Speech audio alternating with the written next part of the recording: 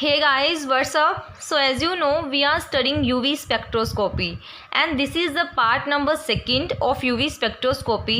So जो हमारी previous video थी यानी पार्ट नंबर 1 उसमें हमने स्टडी किया introduction of UV spectroscopy, its principle and Beer's Lambert law. So उसमें क्या था guys, that the absorption of radiant energy by organic compound in UV and visible region occurs due to excitation of electron from bonding or non-bonding molecular orbital to anti-bonding molecular orbital. उसमें हमने क्या study किया कि जो electron का transition होता है absorption की वजह से इन यूवी एंड विजिबल रीजन. अब यहाँ पे हम स्टडी करने वाले हैं अब जो वो इलेक्ट्रॉन्स होते हैं वो भी काफ़ी तरह के होते हैं. They are various type of electrons, sigma electrons, pi electrons and non bonding electrons. So here we are discussing about electronic transitions, various type of electronic transitions. अब देखिए यहाँ पर हमारे पास 3 टाइप ऑफ इलेक्ट्रॉन्स हैं, sigma, pi and non bonding. ठीक है, पहले हमें इन्हें एनर्जी वाइज अरेंज करना है. अब देखिए जो सिग्मा बॉन्ड होता है या सिग्मा इलेक्ट्रॉन से मिलकर जो बॉन्ड बनता है वो बॉन्ड बहुत स्ट्रॉन्ग होता है. सो हमें पता है कि बॉन्ड जितना ज़्यादा स्ट्रॉन्ग होगा उसकी एनर्जी उतनी कम होगी. ठीक है, सो जो सिग्मा इलेक्ट्रॉन्स होते हैं उनकी एनर्जी सबसे कम होती है, यानी वो बिल्कुल लो में लाई करेगा. ठीक है, सो ये होगा, सबसे नीचे आएगा सिग्मा. देन जो नॉन बॉन्डिंग इलेक्ट्रॉन्स होते हैं, नॉन बॉन्डिंग यानी जो लोन पेयर ऑफ इलेक्ट्रॉन्स होते हैं उन्हें बोलते हैं हम नॉन बॉन्डिंग, जो बॉन्डिंग में इन्वॉल्व नहीं होते. उनकी एनर्जी पाई इलेक्ट्रॉन से ज़्यादा होती है. ठीक है, सो एन यहाँ पे आएगा बिल्कुल सेंटर में एंड फिर पाई बॉन्ड, पाई इलेक्ट्रॉन्स. अब जितना सिग्मा नीचे है उसका एंटी बॉन्डिंग उतना ही ऊपर होगा, as similar pi and pi star. ठीक है, जितना डिस्टेंस इसका यहाँ से होगा उतना ही यहाँ से होगा और सिग्मा का डिस्टेंस भी यहाँ होगा. तो एन को आप सेंटर लाइन लेके चल सकते हैं. ओके, तो इस तरह से हमने ये लेवल्स अरेंज किए हैं. अब देखिए ट्रांजिशंस कहाँ से कहाँ पॉसिबल हैं. ट्रांजिशन यहाँ पे हो सकती है sigma to sigma star, sigma to pi star, n to sigma star, n to pi star and pi to pi star. अब ये ट्रांजिशंस यहाँ पर पॉसिबल हैं. ठीक है, सो देखिए इन ट्रांजिशंस का एनर्जी ऑर्डर हमारे पास होता है. देखिए जितना ज़्यादा डिस्टेंस होगा एनर्जी उतनी ज़्यादा लगेगी उसको इलेक्ट्रॉन को ट्रांजिशन करने में. ठीक है, सो सिग्मा से सिग्मा स्टार तक डिस्टेंस ज़्यादा है, सो इसकी एनर्जी सबसे ज़्यादा होगी. यानी इलेक्ट्रॉन को सिग्मा से सिग्मा स्टार तक एक्साइट कराने के लिए हमें सबसे ज़्यादा एनर्जी प्रोवाइड करनी पड़ेगी. ठीक है, then sigma to pi star, फिर एन टू पाई स्टार. अब देखिए एक तो है एन से सिग्मा स्टार और एक है पाई से पाई स्टार. अब इनका डिस्टेंस सेम है, सो आपको ये थोड़ा याद रखना पड़ेगा यहाँ पे कि एन से जो सिग्मा स्टार की एनर्जी होती है वो ज़्यादा होती है, then pi to pi star and at last n to pi star. So ये है इनका एनर्जी ऑर्डर. अब देखिए एक एक करके इनको डिस्कस करते हैं. First of all sigma to sigma star. So transition in which electron is excited from sigma bonding molecular orbital to sigma star anti-bonding molecular orbital are called sigma to sigma star transition. So these transitions are shown by compounds in which electron involved in sigma bond formation. अब sigma to sigma star transition कहाँ पे होगी, जहाँ पे electron sigma bond formation में involve होंगे ना. जैसे कि सैचुरेटेड हाइड्रोकार्बन्स होते हैं, कोई भी अल्केन है, उसमें क्या होता है सिग्मा बॉन्ड, यानी जो इलेक्ट्रॉन्स हैं वो सिग्मा बॉन्ड की फॉर्मेशन में इन्वॉल्व हैं. तो ट्रांजिशन भी कहाँ होगी, अगर सिग्मा है तो सिग्मा स्टार भी होगा, पाई है तो पाई स्टार भी होगा. ठीक है, अल्केन्स हैं, सिग्मा बॉन्ड है तो transition sigma to sigma star possible है. ऐसे ही साइक्लो एल्केन्स हैं, यानी कोई भी सैचुरेटेड हाइड्रोकार्बन जो है यानी जिसमें सिग्मा बॉन्ड है वहाँ पर ये ट्रांजिशन पॉसिबल होगी. ठीक है, अब सिग्मा टू सिग्मा स्टार की एनर्जी सबसे ज़्यादा थी. ठीक है, यानी इलेक्ट्रॉन को सिग्मा से सिग्मा स्टार एक्साइट कराने के लिए बहुत एनर्जी देनी पड़ेगी. So high energy required to excite electron from sigma to sigma star. So अगर एनर्जी हाई है तो हम इस रिलेशन से अगर चेक करें, E is equal to h nu hc/λ. So energy is inversely proportional to wavelength and directly proportional to frequency. Okay so अगर high energy required है इस ट्रांजिशन के लिए तो यानी उसकी वेवलेंथ क्या होगी, उतनी ही कम होगी. ठीक है. So these transitions occur at short wavelength और हाई फ्रीक्वेंसी और you can say high energy. Now अब स्टूडेंट्स एक होता है अल्केन एंड एक होता है साइक्लो एल्केन्स. ठीक है. एक होता है ओपन चेन आइसोमर्स और एक होता है साइक्लो एल्केन्स. तो साइक्लो एल्केन्स के केस में क्या होगा, जो वेवलेंथ होगी वो ज़्यादा होगी as comparison to open chain isomer. ऐसा क्यों होता है, बिकॉज सपोज साइक्लोप्रोपेन है हमारे पास, जैसे ये साइक्लोप्रोपेन है. अब इसमें क्या होता है, एंगल स्ट्रेन होता है. एंगल स्ट्रेन की वजह से उसकी स्टेबिलिटी डिक्रीज़ होती है एंड जो ग्राउंड स्टेट की एनर्जी है उसमें इंक्रीमेंट होता है. और ग्राउंड स्टेट एनर्जी में इंक्रीमेंट की वजह से जो वेवलेंथ है वो भी इंक्रीज़ होती है. ओके. सो वेवलेंथ ज़्यादा होगी साइक्लो एल्केन्स में as comparison to open chain isomers. जैसे कि प्रोपेन की वेवलेंथ होगी 135 नैनोमीटर, मीथेन की है 125 नैनोमीटर. जैसे जितना बड़ा आइसोमर होगा उसकी वेवलेंथ भी उतनी ज़्यादा होगी. और अगर साइक्लो के साथ कंपेयर करें तो साइक्लो वालों की वेवलेंथ ज़्यादा होगी और एनर्जी कम होगी. So here next transition is N to sigma star. So transition in which non-bonding electrons N is excited to sigma star anti-bonding molecular orbitals or called N to sigma star transition. Okay. So अभी N to sigma star transition कहाँ पे होगी, जहाँ अब देखो transition यहाँ से यहाँ हो रही है. ठीक है. तो किसका, N यानी नॉन बॉन्डिंग इलेक्ट्रॉन्स का प्रेजेंट होना ज़रूरी है. नॉन बॉन्डिंग इलेक्ट्रॉन्स यानी लोन पेयर. ठीक है. सो कंपाउंड्स हैविंग हेट्रो एटम, वो कंपाउंड्स जिनके पास हेट्रो एटम प्रेजेंट है, like oxygen, nitrogen, sulphur, halogen.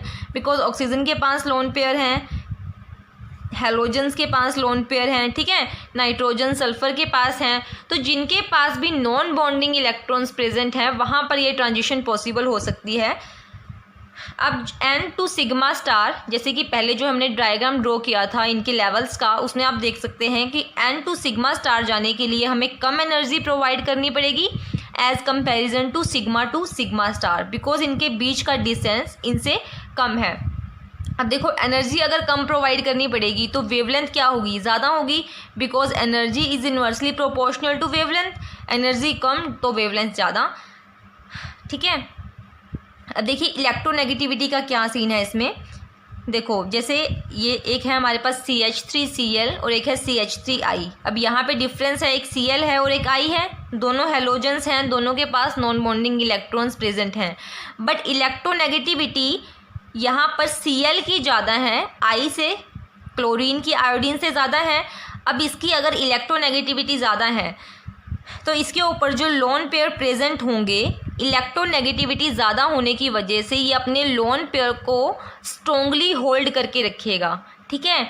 तो अगर लोन पेयर ये होल्ड करके रखेगा स्ट्रोंगली तो उनको एक्साइट कराना मुश्किल होगा, यानी एनर्जी ज़्यादा प्रोवाइड करनी पड़ेगी तभी वो एक्साइटेशन करेंगे. ठीक है. सो यहाँ पर एनर्जी ज़्यादा प्रोवाइड करनी पड़ेगी जहाँ पर इलेक्ट्रोनेगेटिविटी ज़्यादा है. So more the electronegativity higher we need to provide energy and lesser the wavelength.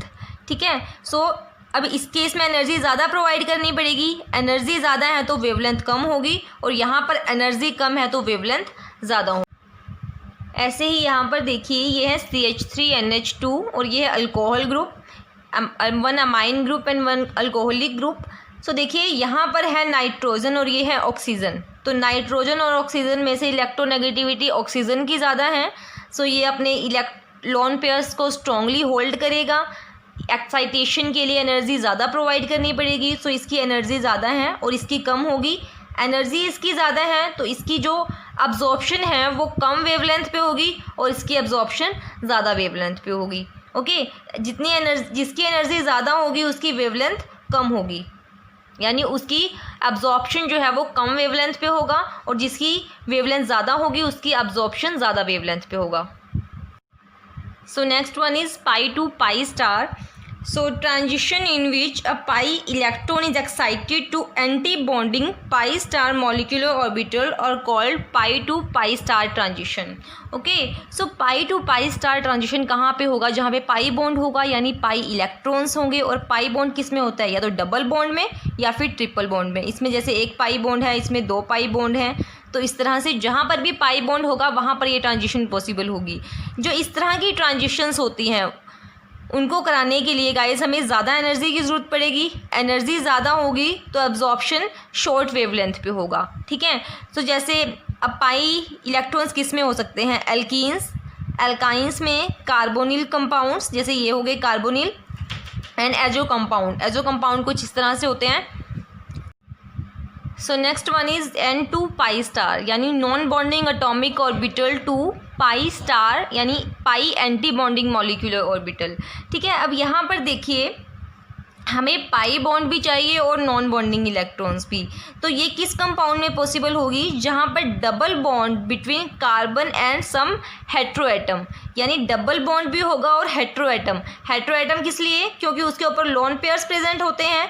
Double bond यानी पाई इलेक्ट्रॉन्स भी हैं और लोन पेयर्स भी यहाँ पे प्रेजेंट हैं। तो ट्रांजिशन पॉसिबल है N2 pi star, because pi orbital अगर प्रेजेंट है तो पाई स्टार भी होगा। बॉन्डिंग किसी चीज़ का अगर प्रेजेंट होता है तो उसका एंटी बॉन्डिंग भी होना ज़रूरी है। ठीक है, सो ये कार्बोनिल कंपाउंड्स में पॉसिबल है। Out of all transition sigma to sigma star, N2 sigma star, pi to pi star and N2 pi star, it require minimum energy. This transition require minimum energy, and if it require minimum energy then absorption occurs at higher wavelength. Okay, or you can say intensity of this transition is low.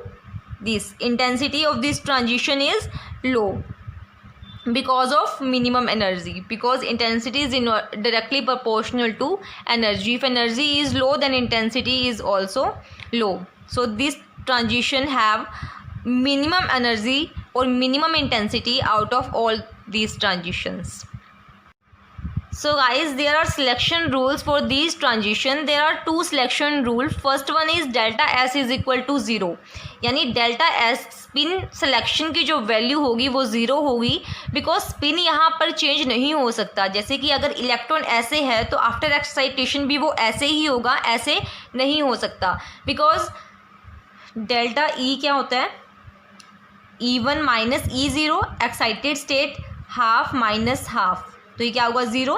लेकिन अगर यहाँ पर half है और यहाँ पर है minus half, तो देखिए 1/2 माइनस 1/2, तो इस तरह से ये क्या होगा? वैल्यू 1 होगी। और अगर अपोजिट करके देखें तब भी 1 या -1 आएगी, and that is not possible because delta S must be equal to 0 according to selection rule.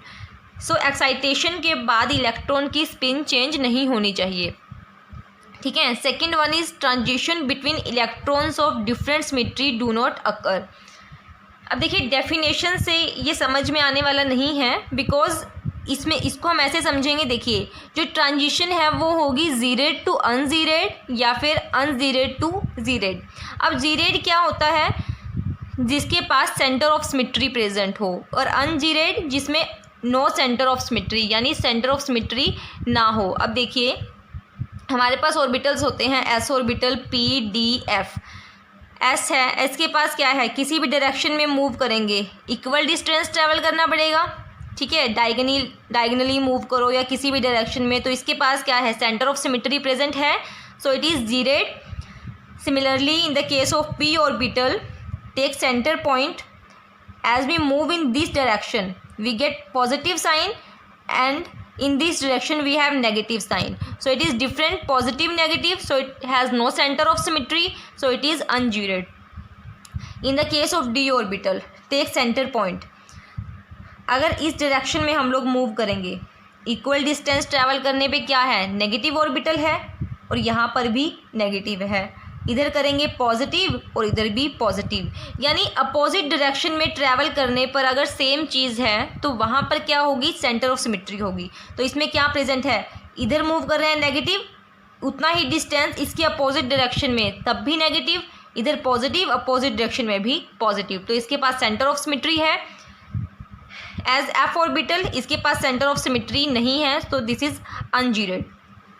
अब देखिए जैसे हमारे पास कोई कंपाउंड है, ऑर्गेनिक कंपाउंड, इसमें देखिए क्या है, सिग्मा बॉन्ड प्रेजेंट है, पाई बॉन्ड भी प्रेजेंट है एंड नॉन बॉन्डिंग इलेक्ट्रॉन्स भी प्रेजेंट हैं। यानी यहाँ पर हमारे पास सिग्मा, पाई एंड एन तीनों तरह के इलेक्ट्रॉन्स प्रेजेंट हैं। अब हमें यहाँ पे चेक करना है कि कौन कौन से ट्रांजिशंस यहाँ पर पॉसिबल हो सकते हैं according to these two selection rules. देखिए ट्रांजिशन कौन कौन से हो सकते हैं, बिकॉज तीनों तरह के इलेक्ट्रॉन्स प्रेजेंट हैं। सो n2 पाई स्टार भी इलेक्ट्रॉन एक्साइट हो सकता है, n2 sigma star, pi to pi star, pi to pi star, pi to sigma star, sigma to pi star. अब हमें निकालना ये है कि इनमें से कौन कौन से ट्रांजिशंस पॉसिबल हैं इस वाले केस में, ठीक है। तो देखिए ये एनर्जी लेवल्स दोबारा से ड्रॉ करिए, sigma, pi, n, pi star, sigma star.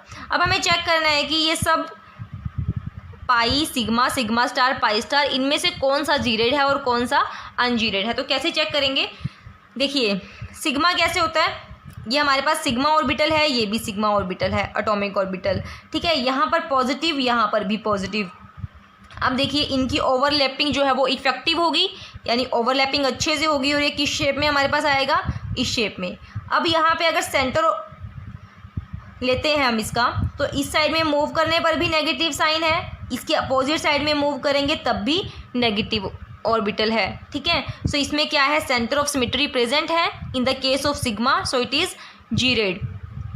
ऐसे ही पाई के केस में चेक करेंगे, सो पी ऑर्बिटल है, pi orbital, plus plus minus minus. अब देखिए सेंटर से अगर हम जाएंगे इस डायरेक्शन में तो पॉजिटिव है, और यहाँ पर क्या है, नेगेटिव, यहाँ पर पॉजिटिव, यहाँ पर नेगेटिव, यानी अपोजिट साइन है। इसकी अगर अपोजिट डायरेक्शन में जा रहे हैं तो हमारे पास नेगेटिव है, तो इसके पास सेंटर ऑफ सिमेट्री प्रेजेंट नहीं है, तो ये होगा अनजीरेड। एन के केस में ऐसे कुछ डिफाइन हम नहीं करते कि ये जीरेड है या ungeared, because it is non bonding. In the case of pi star here plus minus minus plus, तो देखिए यहाँ से यहाँ positive positive, negative negative, so it is geared because it have centre of symmetry. इसमें इनके बीच कोई bonding नहीं होगी, बिकॉज ओवरलैप ही नहीं होगा due to positive and negative. ऐसे ही sigma star anti bonding orbital है, तो बॉन्डिंग तो पॉसिबल है नहीं, यहाँ पर नेगेटिव साइन है, यहाँ पे पॉजिटिव साइन है, तो ओवरलैप नहीं होगा, यानी बॉन्डिंग भी नहीं होगी। और सेंटर को लेके अगर हम चलें तो यहाँ पर कुछ भी डिफाइन नहीं है, ठीक है, तो ये क्या होगा, अनजीरेड होगा। इस तरह से जीरेड, अनजीरेड, जीरेड और अनजीरेड ऐसे भी आप लर्न रख सकते हैं, ये समझाने के लिए था, ठीक है। अब देखिए जैसे यहाँ पे सिग्मा, पाई और नॉन बॉन्डिंग हमारे पास तीनों इलेक्ट्रॉन हैं, ठीक है, तो ऐसे यहाँ पे दिखा सकते हैं sigma electron, pi electrons and n electrons. अब यहाँ पर हम लोग फीलिंग नहीं कर सकते, as we know we have, if we have sigma electron then we have also sigma star, because bond order जो होता है देखिए वो क्या होता है, 1/2 बॉन्डिंग माइनस एंटी बॉन्डिंग, ठीक है। अब अगर यहाँ पर भी 2 इलेक्ट्रॉन्स प्रेजेंट होंगे तो वो 2 - 2 क्या होगा, 0, यानी बॉन्ड ऑर्डर 0 है, तो कोई बॉन्ड है ही नहीं बीच में, तो इस तरह से यहाँ पर हम लोग फिल नहीं कर सकते, यहाँ पर सिर्फ एक्साइटेशन पॉसिबल है, ठीक है। अब देखिए इनका ऑर्डर हम निकाल चुके हैं, geared, ungeared, this is geared, this is ungeared. ये ट्रांजिशंस हमारे पास हैं, तो इनको हम लोग देंगे। देखिए सिग्मा क्या था, geared, sigma star ungeared, pi ungeared, pi star geared, this is ungeared, ungeared, geared, geared, ठीक है। तो अब सिलेक्शन रूल क्या कहता है कि ट्रांजिशन या तो जीरेड से अनजीरेड होगी, अनजीरेड से जीरेड होगी, यानी जी से जी नहीं हो सकती, यू से यू नहीं हो सकती। तो देखिए यहाँ पर क्या है, यू से यू, जी से जी, तो ये ट्रांजिशंस पॉसिबल नहीं है, ठीक है। तो पॉसिबल कौन सी होंगी यहाँ पे, sigma to sigma star and pi to pi star, और ये एन टू सिग्मा स्टार और n to sigma star possible होंगी, बिकॉज यहाँ पर नॉन बॉन्डिंग इलेक्ट्रॉन्स प्रेजेंट हैं, ठीक है। बिकॉज इनको हम लोग डिफाइन नहीं कर रहे कि जीरेड है या अनजीरेड है, नहीं कर सकते, because it is non bonding. So ये 2 ट्रांजिशंस, और according to selection rule these 2 transitions are possible है। सो गाइज ये हमने डिस्कस किया इलेक्ट्रॉनिक ट्रांजिशंस के बारे में, दैट कितनी तरह से हमारे पास इलेक्ट्रॉनिक ट्रांजिशंस होती हैं और किस टाइप से हम उन्हें करा सकते हैं और किस टाइप के कंपाउंड में कौन सी ट्रांजिशंस होती हैं। ठीक है, so in our next video we will discuss solvent effect on these electronic transitions. ठीक है, सो स्टूडेंट्स जैसे कि मैं हर वीडियो के लास्ट में आपको बताती हूँ कि इन वीडियोस के नोट्स के लिए प्लीज़ आप मेरे टेलीग्राम चैनल जो कि प्रभ केमिस्ट्री टिप्स के नाम से है उसे ज्वाइन करिए। एंड एमएससी स्टूडेंट्स जिनको भी एमएससी के हैंड रिटन नोट्स चाहिए वो मेरे दूसरे टेलीग्राम चैनल जो कि MSc chemistry full 2 year notes के नाम से है उसे ज्वाइन करिए। So thank you so much for watching guys.